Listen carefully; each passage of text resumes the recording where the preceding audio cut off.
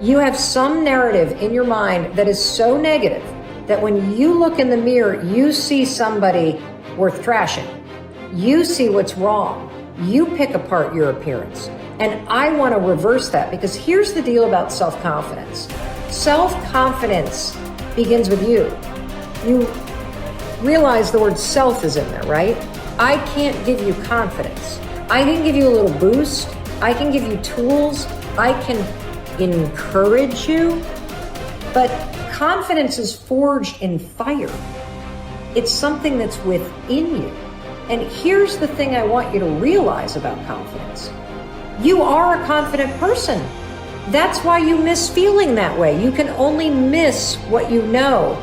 You've just been blocked from the feeling of it. And wherever you are right now in your life, I'm telling you, confidence is in there. You just got to figure out how to tap into it. If you're holding on to something that does not serve you, you are making a terrible error. It's going to cause all kinds of problems. You may blame other people or other things. You may blame the situation. It's you are the cause of the problem.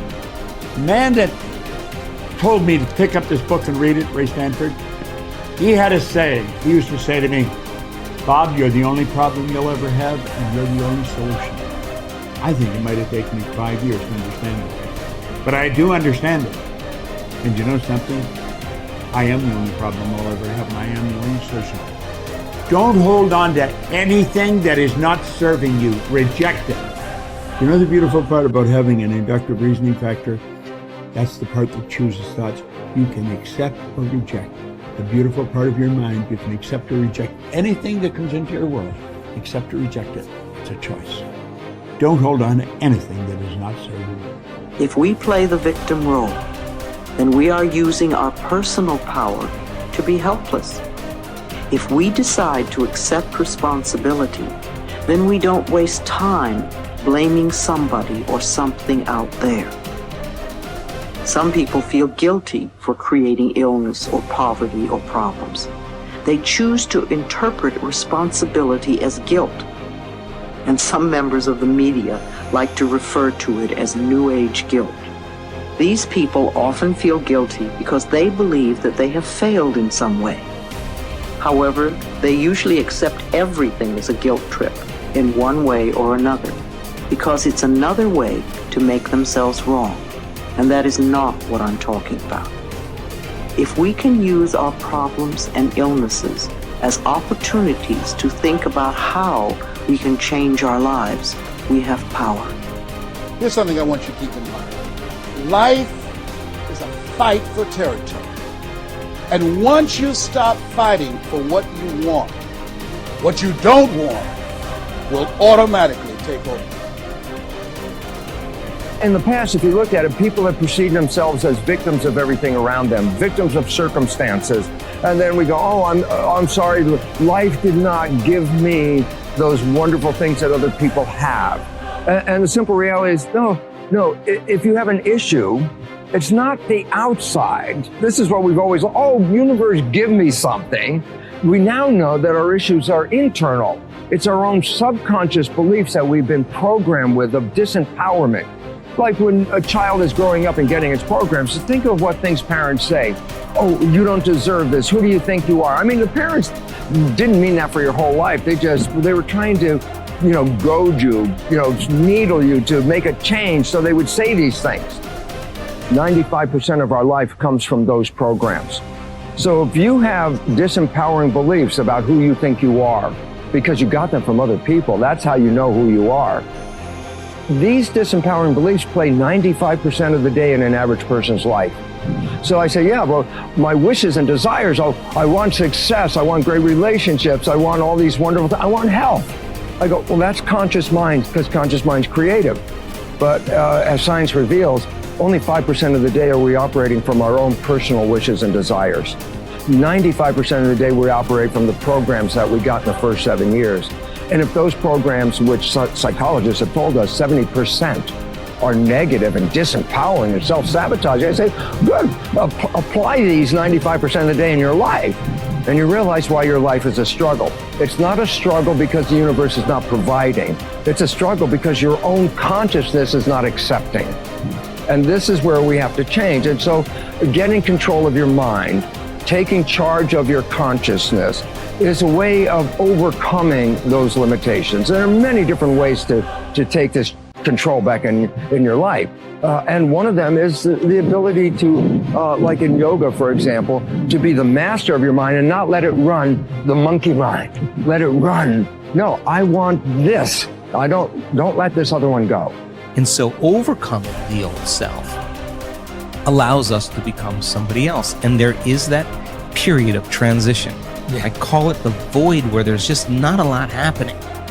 And you just got to be able to keep going and continuously get to the end of your belief, where most people stop. I just had a fabulous conversation with someone this weekend.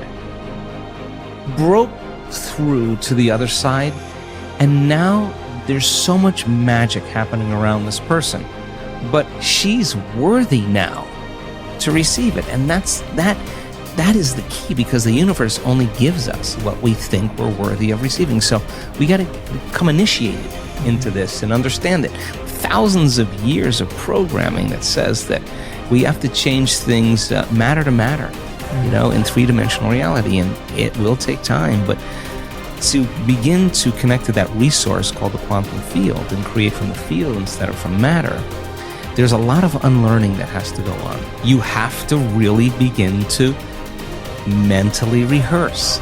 Like, so you ask yourself at the end of your day, I do this every day. How'd I do? How'd I do today, bro? How'd you do? Did you do good? Where'd you fall from grace? What was it that caused you to go unconscious for the rest of the day? Like, what was that moment? Now, if you're a student of life, you'll begin to contemplate, well, it was that person that said that thing, then I reacted, or I got this email, or things didn't go my way, and I started feeling angry or frustrated or fearful. The next time that happens, how could I evolve my experience? Now, you may have to search for some answers of the best model to build, or you may actually have a long contemplation and start to go, God, the next time that happens, I think I'm going to do this, or I'm going to do that, or I'm going to plan my behaviors. And the act of closing your eyes and rehearsing what you're going to do begins to install the neurological hardware in your brain to look like you already did it. Now the brain is no longer a record of the past. Now it's a map to the future. And if you keep installing that hardware, the hardware will become a software program, which means you'll just start acting like a happy person. Why? There's no magic there. You installed the circuitry. So that's more important than the news. Right. It's more important than answering any email or any text. It's more important than talking about your past. If you want to enjoy self-confidence on the outside, you must practice complete integrity on the inside. The foundation of self-confidence is for you to live your life consistent with your innermost values and principles, while thinking and acting in harmony with your highest aspirations. Men and women with the most solid self-confidence are those who are absolutely clear about what it is they believe to be right and good and worthwhile, and who live their lives consistent with these values. Everything they do or say is an expression of their innermost convictions. Your whole world can fall down around you, but as long as you know that you are doing the right thing, you will have a deep inner sense of calm that will manifest itself in an attitude of confidence and self. In an attitude of confidence and self-assurance in any situation. You will have many ups and downs in life. But what is most important is that you remain true to yourself. Your true values are only expressed in your actions, in what you do. You can tell what you truly believe by observing what you do in any situation in which you have to make a choice, especially when you are under stress and pulled in two directions at once, with opposing demands or responsibilities. This is when your true values are revealed. The action that you take in any given situation will tell you which of your values is uppermost or whether you have any values at all.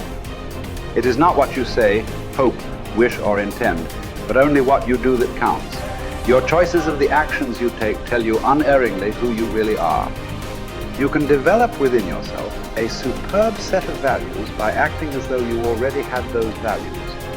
You can develop integrity and courage and compassion and confidence by behaving as though you already had these qualities. The more you act the part, especially when you demonstrate these qualities under stress or when you feel like doing or saying something else, the more rapidly these qualities become a permanent part of your mental makeup.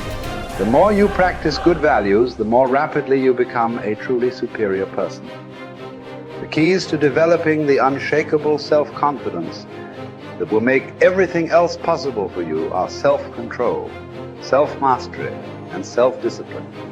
Self-confidence can come directly by behaving in a self-confident manner, but more often it comes indirectly by doing and saying the things and practicing the behaviors that lead to self-confidence.